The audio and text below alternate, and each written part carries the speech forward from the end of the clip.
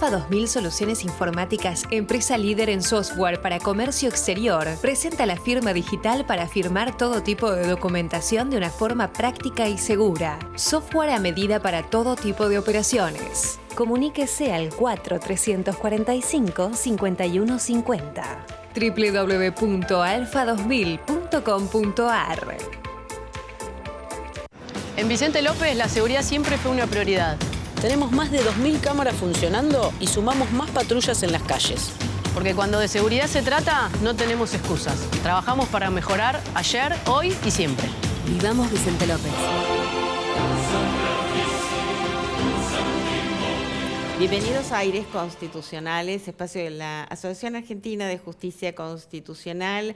Pueden seguirnos en nuestras redes sociales y encontrar todos nuestros programas en nuestro canal oficial de YouTube.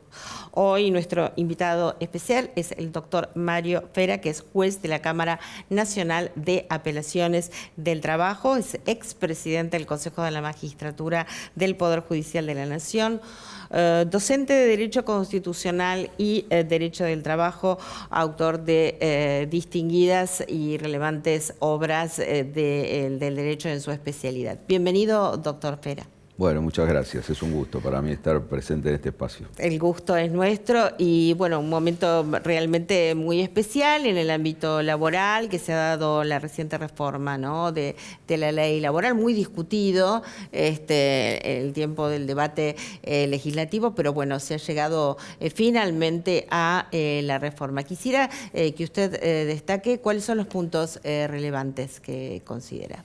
Bueno, se trata de una reforma que, como bien lo señalaba, se discutió políticamente y, lógico, porque se trata de un instrumento normativo que, si lo comparamos con lo que pasó en los últimos 50 años, diría yo, en Argentina, es el más relevante desde el punto de vista de la cantidad de normas que introduce una sola ley, y también de los aspectos que trata, que, yendo al mundo del derecho del trabajo en la Argentina, podemos decir que trata los tres grandes universos en los que se estudia y se regula el derecho del trabajo, ¿no? Como son el derecho individual del trabajo, que es el que hace al contrato de trabajo en sí, a la relación negocial, digamos, entre una persona trabajadora y un empleador. Por otro lado, a todo lo que es el mundo del derecho colectivo del trabajo, que relaciona asociaciones sindicales internamente y hacia afuera en su relación con las representaciones de empleadores, y también, se refiere a lo que es el derecho procesal del trabajo. Digamos, normas que tienen que ver con todo lo que tiene que ver con las reglas dentro de los juicios laborales. Desde esa perspectiva es una ley que tiene una pretensión importante. También sabemos que fue objeto de un cuestionamiento judicial reciente y que dio lugar a distintas resoluciones que, en el transcurso, digamos, de esa conflictividad judicial, que está pendiente todavía en cuestiones tanto de cautelares, que son las cuestiones temporales, como la cuestión misma de fondo de la reforma, que involucra una cantidad importante, más de 80 artículos están cuestionados en su constitucionalidad, está siendo objeto de análisis por la Justicia Nacional del Trabajo y por la Justicia en lo contencioso administrativo federal. Que ya se veía venir en el debate, ya decían, no, esta ley va a ser cuestionada. Obviamente, porque ya si tomamos en cuenta la cantidad de artículos que modifica y la calidad con la que los modifica, ¿no?, que, digamos, para eso tendríamos que hacer un análisis más profundo de cada uno de los institutos o instituciones, es una reforma que lógicamente iba a dar lugar a cuestionamientos, inclusive va a dar lugar a interpretación en muchos de los aspectos que trata. Pero usted me dirá, como magistrado, que me puede contestar y que no, pero en el sentido de cuando hablamos del avance del constitucionalismo social en el artículo 14 bis, ¿usted cree que esta reforma laboral de alguna manera ha afectado este avance en los derechos sociales? Bueno, es un buen punto de partida porque es bueno recordar que Argentina desde hace casi 70 años tomó en su Constitución, que es la llamada ley fundamental, es decir, la ley de leyes, la que regula los aspectos básicos de la organización institucional argentina y de los derechos más importantes que tenemos todas las personas, prevé el llamado constitucionalismo social, que implica concretamente llevar a la máxima jerarquía la protección del trabajo en Argentina. Que fue un avance en la historia y de la historia universal. La historia universal, que en Argentina se dio varias décadas después. Sí. Introducido en un artículo breve, pero no por breve deja de ser muy, muy relevante porque protege al trabajo en sus diversas formas y asegura determinados derechos a la persona que trabaja para nivelar esta relación desigual que se da en los hechos, ¿no? En la relación negocial laboral. Entonces, el derecho del trabajo es en sí mismo protectorio de la persona que trabaja para que sea tratada con dignidad, con equidad, así lo dice la Constitución, y después se le garanticen derechos tales como una jornada reducida de trabajo, una retribución justa, estabilidad en el puesto de trabajo o que se lo proteja contra el despido arbitrario, y también derechos sindicales, ¿no? Como la llamada libertad sindical, que tiene un montón de... es multifacética, porque va desde la libertad a organizarse o a no hacerlo, o también a lo que son los llamados derechos gremiales, que involucran la negociación colectiva, los convenios colectivos de trabajo y la huelga misma también. Sí, que permiten así la participación del trabajador, y le explicamos a la gente esta evolución que se tuvo desde el constitucionalismo individual o liberal, que prácticamente anestesiaba, ¿no?, a este cuarto estado, por así decirlo, del proletariado, ¿no?, y que viene a ser reconocido por nuestra Constitución y otras constituciones, por supuesto, del mundo, y en el 14 bis, ¿no? Claro. Bueno, esta ley, que viene a darse como una reforma laboral llamada de modernización laboral, lo que trata es de recoger la experiencia que se está viviendo y de los dilemas que se están viviendo en la transformación del trabajo hoy en el mundo, en la región, en Argentina también, y trata de llevarlos, digamos, a las normas, a los tipos normativos que nos ayuden como sociedad a insertarnos en un desarrollo. Con una interpretación dinámica, usted dice, de la Constitución, y llevarlo a normas infraconstitucionales. Obviamente, pero por eso siempre tenemos que decir que la base del artículo 14 bis de la Constitución y la protección del trabajo en la persona trabajadora no están modificadas. Lo que sí modifica la ley son distintas herramientas que van desde las reglas que vienen por debajo del llamado principio de protección de la persona trabajadora, todas las reglas de la irrenunciabilidad, que se la relativiza en esta norma en pos de una mayor autonomía de las partes en función de los cambios que está produciendo el trabajo, y una serie de otras normas que modifican distintos institutos o instituciones clásicas del derecho del trabajo. Se regula sobre la prestación de trabajo en plataformas, de una manera concreta, digamos, que el tiempo dirá si esta decisión que tomó el legislador es aplicable en todos los casos, porque lo saca del trabajo dependiente y lo lleva al mundo de lo que es el trabajo autónomo. Se establece que la ley de contrato de trabajo, que es como la columna vertebral del derecho individual del trabajo argentino, no se aplica a todas las personas trabajadoras de todas las actividades, sino que algunas quedan excluidas de la aplicación de la ley de contrato de trabajo, establecidas en la misma ley. Bueno, como el trabajo de casas particulares, el trabajo agrario, solamente se puede aplicar la ley de contrato de trabajo en casos de previo juicio de compatibilidad, o el trabajo de los trabajadores embarcados, o el trabajo en contexto de encierro que realizan las personas privadas de libertad ambulatoria.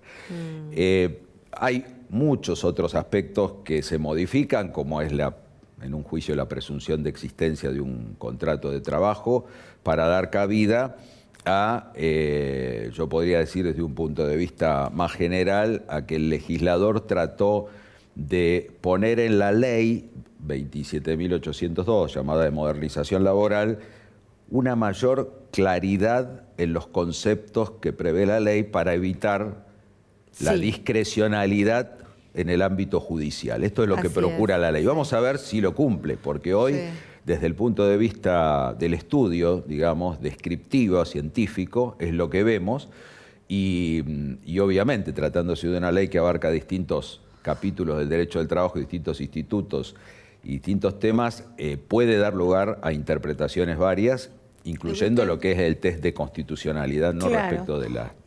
¿Usted podría explicarnos a ver cómo quedó esta cuestión indemnizatoria? Porque era uno de los puntos, ¿no? A tratar, y que se decía que, bueno, que ahora se aclaró, han dicho los expertos, que antes no estaba tan claro. La norma quizás más relevante desde el punto de vista de la indemnización es el artículo 245 de la Ley de Contrato de Trabajo, que prevé las indemnizaciones por despido para los casos de despido injustificado producido por el empleador. Y la ley esta viene a aclarar los conceptos de remuneración, de mejor remuneración mensual, normal y habitual, que es lo que la ley preveía y que daba lugar en muchos casos a discusiones judiciales acerca de cuál era específicamente el salario, o si determinados rubros debían ser considerados salarios a los efectos. Ese era el tema. Por ejemplo, las propinas para un mozo. Exactamente, bueno. Que hubo un caso. Exacto. La ley, la modificación del artículo 245 procura clarificar cada uno de los conceptos que deben ser considerados, y en esto podemos decir que el intento parece acercarse a una clarificación de esos conceptos junto con otras normas como son las referidas a específicamente el concepto de remuneración, que lo prevé en otro capítulo la ley. Claro, pero eso como da certeza. Si las propinas no son remuneración, cuáles son los rubros que se consideran remuneración en sí mismo dentro de la relación laboral y a los efectos de una indemnización. Y hay otras normas que creo que era necesario que se produjera cierta intención legislativa hacia la clarificación, porque esto es muy importante en el derecho del trabajo, que es una rama del derecho y del conocimiento jurídico que tiende a ser autoaplicable, es decir, a dar herramientas a las partes para que puedan aplicarla de un modo tal que no requieran la intervención de un tribunal. Y desde este punto de vista la ley procura ir en una tendencia que disminuya la litigiosidad judicial. Desde el punto de vista de la podríamos decir, de la intención es buena. Lo que hay que ver es si la herramienta termina siendo apta y útil para lograrlo, ¿no? Claro, le hago una pregunta que es esto, es decir, si estando claro, ya habiendo un grado de certeza mayor, ¿esto evitaría la litigiosidad? Sí, en principio esta es la intención legislativa, sí. Porque ya no tiene que decir un juez que... O sea, los jueces dicen lo que la ley es lo que los jueces dicen que la ley dice, ya eso lo sabemos todos, pero me refiero a que no tiene que venir un juez a decirnos qué se incluye o no se incluye en la indemnización. Eso ha quedado claro, la base indemnizatoria. Sí, yo creo que para los tribunales, como para quienes trabajan en el ejercicio de la profesión, de la abogacía, es muy importante que la ley ponga conceptos claros, porque nosotros como jueces, como tribunales también, necesitamos que la ley sea lo más clara posible para evitar interpretaciones dispares que producen inseguridad jurídica. Sí, absolutamente. Entonces, desde ese punto de vista creo que era bueno que el legislador procurara esto. Y yo creo que en algunos aspectos sí lo va a lograr la ley, en otros aspectos quizás sea necesario hacer algunas interpretaciones judiciales que, bueno, sería bueno que fueran en una dirección lo más tendiente posible a garantizar la seguridad jurídica.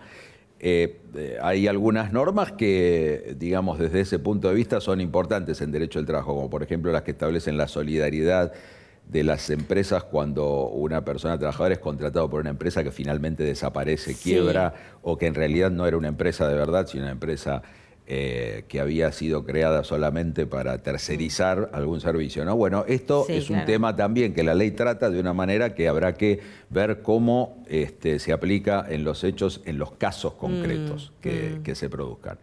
O sea, eso necesitaría bajar, es casuístico, ¿no? Es casuístico. Hay muchas cuestiones que son casuísticas y normalmente van a quedar libradas a la jurisprudencia. De esa manera, digamos, la seguridad jurídica la da en la medida que los jueces podamos aplicar las normas de una manera lo más sencilla posible, esto es a través de una subsunción de los hechos que se nos presentan en los tipos normativos previamente fijados por el legislador. En esto es cuando institucionalmente se cumple la finalidad jurídica de la manera más segura para la población. Y creo que, bueno, en esto es bueno que los jueces tengamos una visión institucionalista para lograr que estas normas puedan, digamos, interpretarse sistemáticamente. Esto es dentro de un sistema coherente que nos permita aplicar los principios constitucionales de protección en una medida objetivamente razonable y adaptada a los tiempos actuales, que son tiempos de transformación para el trabajo en el mundo. Totalmente, o sea, la interpretación dinámica de las garantías constitucionales. Claro que sí, no hay que reformar la Constitución, tenemos que tener, y los jueces, no nosotros, los jueces tienen que tener justamente esa capacidad de interpretación, a mi parecer, dinámica de las garantías constitucionales, pero ayuda muchísimo que la norma sea clara, digamos la verdad. Por supuesto. No, y teniendo en cuenta es muy diferente, claro, si se torna sumamente criteriosa, eso dificulta la labor. Por supuesto, sí, bueno, pero esta ley introduce cambios en este concepto de salario que hablábamos, en el modo de las vacaciones, la organización de las vacaciones, en la jornada de trabajo. Ajá, ¿cómo quedó el tema? Eso fue otro tema puntual. ¿Cómo quedó el tema de las vacaciones? Porque también fue origen de mucho debate. En el tema de las vacaciones, las normas de la ley de contrato de trabajo planteaban ciertas rigideces en cuanto a los tiempos de las vacaciones. Ahora se permite una, digamos, un mayor acuerdo entre las partes para definir los tiempos de vacaciones, y algo similar se da en el famoso banco de horas que tiene que ver con la distribución horaria, ¿no? En esto yo creo que quizás... ¿Cómo quedó eso? Bueno, también la ley de contrato de trabajo seguía el tradicional esquema de la limitación horaria por día y por semana. Cuestión que en principio se mantiene, pero sujeta a cambios que pueden acordar las partes referidas a la posibilidad de compensar horas trabajadas de más para después ser descontadas dentro de un margen mayor de tiempo. Creo que sobre el avance de cómo se vayan estas normas aplicando, quizás haya que hacer alguna corrección tendiente a clarificar algunos conceptos, ¿no? Poner algunos límites sobre hasta cuándo puede realizarse este tipo de compensación, siempre tomando en cuenta los límites que nuestras leyes siguen, digamos, marcando como importantes, como son, por ejemplo, el descanso mínimo entre jornada y jornada. Es lo que iba a decir, tiene que estar fijado, no sé, como si fuera, digamos, la delegación legislativa que exige de que se establezcan determinados parámetros. Bueno, esto si lo trasladamos a esa modificatoria también, porque el poder de negociación que tiene un trabajador con su empleador es siempre inferior, siempre por eso se habla y en algunos casos términos, ni va a existir, doctor. Ni existe, porque por eso se habla en términos más modernos, de los términos actuales, de una vulnerabilidad negocial en la relación laboral. Siempre la persona trabajadora debe ser interpretada como una parte vulnerable negocialmente dentro de la relación laboral, y esto hace que las normas que pregonan la mayor autonomía de la voluntad tengan como límite esta realidad que existe y que dio nacimiento al derecho del trabajo. No sé si se entendió el paralelismo, por eso yo hablaba de la delegación legislativa, porque acá se está haciendo o sea, la norma está delegando en el trabajador que negocie. Entonces, cuando tiene que restringir justamente porque en algunos casos no existe ese poder negociar. Bueno, es que justamente en esto la ley trata un aspecto muy delicado en el que tenemos que evitar en la interpretación casuística, digamos, de cada caso, que no nos haga caer en una trampa. Claro. Y esto va desde el nacimiento de un contrato de trabajo, porque el contrato de trabajo es lo que la conducta de las partes muestra que es, no solamente lo que la ley dice que es. Es decir, en el derecho del trabajo no prevalecen las formas, sino la realidad. Si esto se instrumentó como un contrato civil, pero en la realidad las partes se condujeron como un contrato de trabajo, es decir, en la realidad hubo una relación de dependencia, hubo un poder de dirección por parte del empleador, hubo capacidad de sancionar, hubo organización del trabajo y hubo la paga de un salario a cambio de la prestación de servicios. Tiene 4 patos, cola y ladra. Eso es un contrato Claro. de trabajo,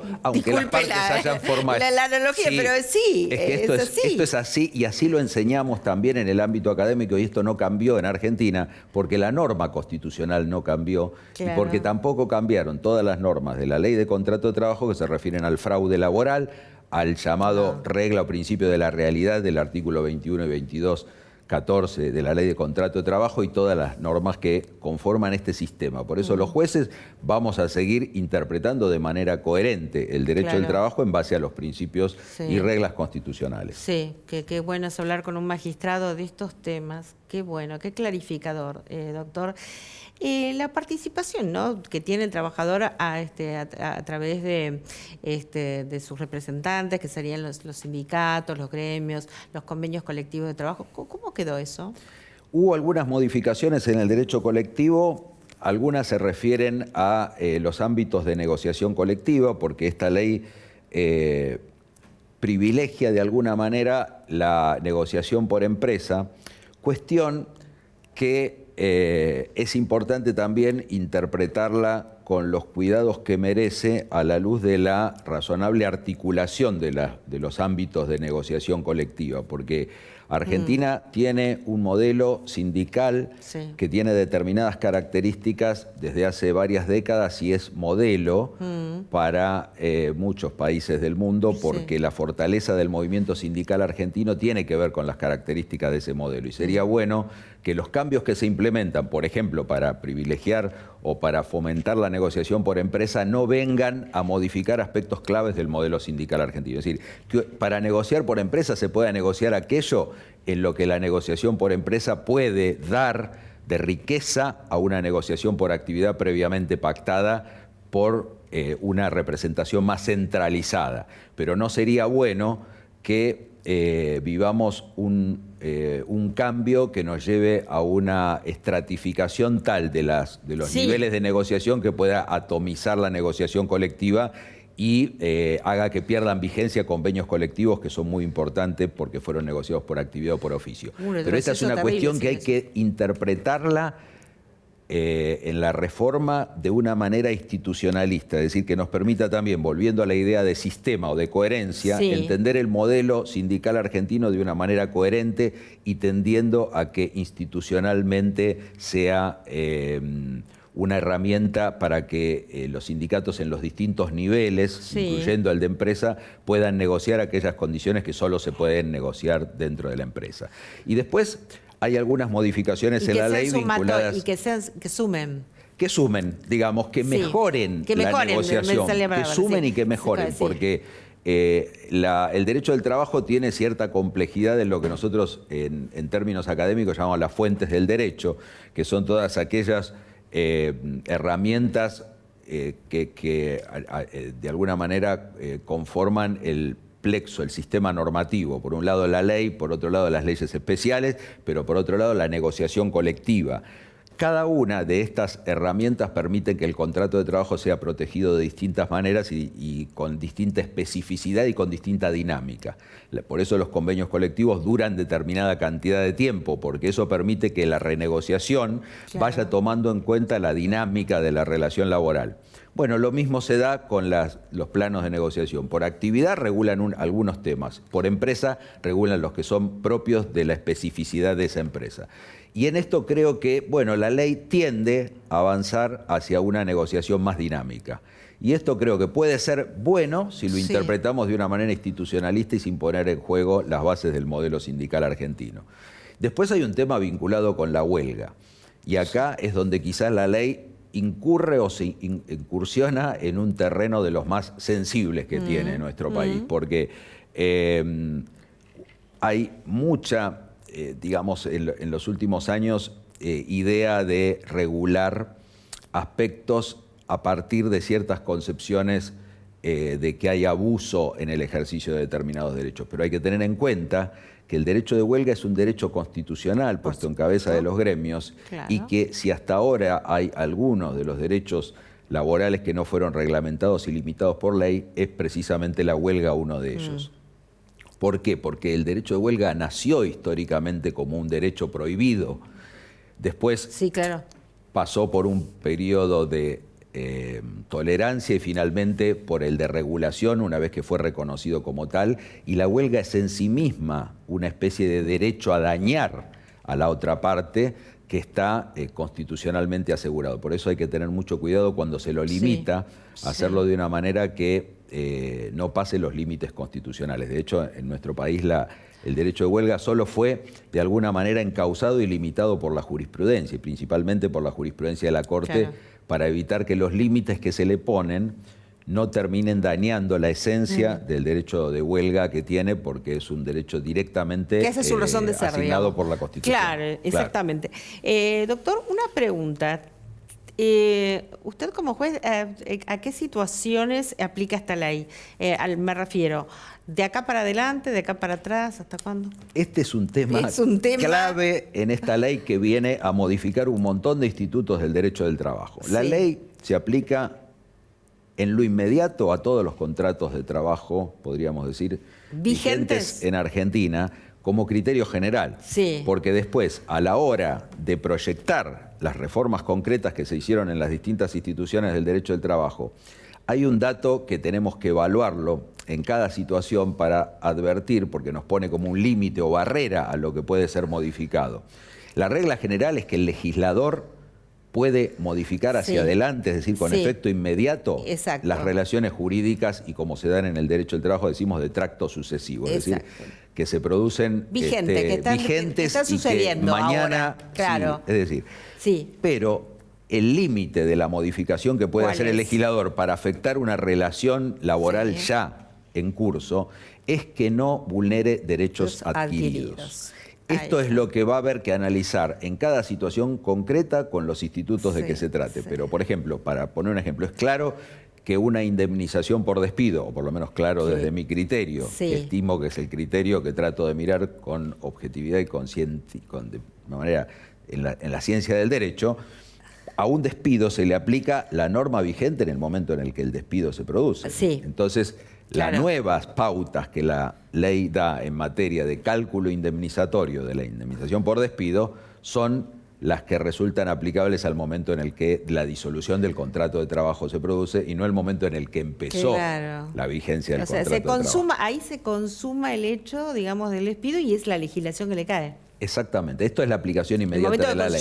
La ley aplicable al momento en el que se produce el hecho que genera la obligación de quien tiene que pagar. Exactamente, lógica pura.